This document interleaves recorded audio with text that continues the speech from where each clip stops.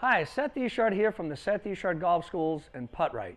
And if you're like me where you live in New England and you want to find ways to work on your golf game, here's a great way. Get a putting mat and start working on your putting indoors. What I'd recommend is starting from about 3 feet or so from the hole, and we would back up from there. And so what I'm going to go ahead and do here is make a few putts.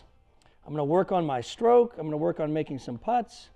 And as I'm working on making these putts, I'm going to get a feel for improving my stroke while I'm indoors. Now the only thing is, if you notice, as I'm making these putts and I'm feeling good about my stroke, there's one big key that's missing.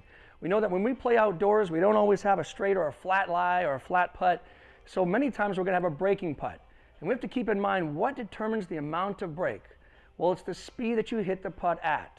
And so that's the one thing here as I'm making these putts that I'm not getting any feedback on. How far would the ball go by the hole had I missed? So now, here's a great thing that you can go ahead and do.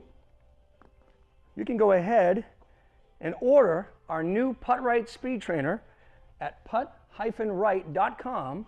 Very simple device. It's a dual-sided device. And when I work from 3 feet, I'm going to use the flat side. I'm going to actually go ahead and insert it in the hole.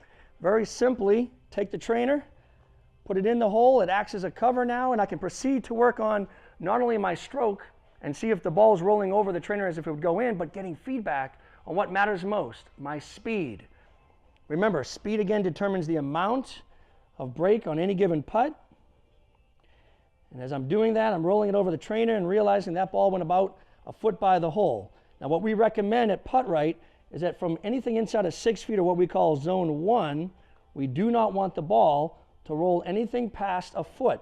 And the reasons for that is because ultimately what we're going to be doing is keeping the hole 4 1/4 inches round. Anything hit past that foot mark starts to shrink the size of the hole, or the capture size of the hole. So in zone 1, which is basically anything inside of 6 feet, as I'm working on my stroke and working on rolling the ball over the trainer, I'm going to work on dialing a consistent speed.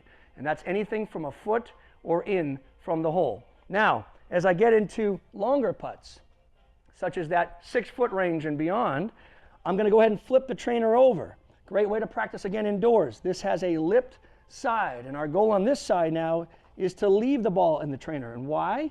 Because what this will do is it will make a 4 1/4 inch hole actually nearly 7 inches in diameter. It's going to increase the capture size of the hole.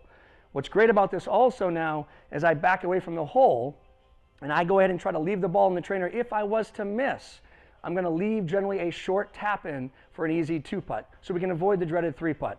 Really great way to practice. I'm going to back up now, and as I start backing away from the hole, my goal is to roll the ball just into the trainer while I'm working on my stroke and working on making more putts. Great way to practice during the winter.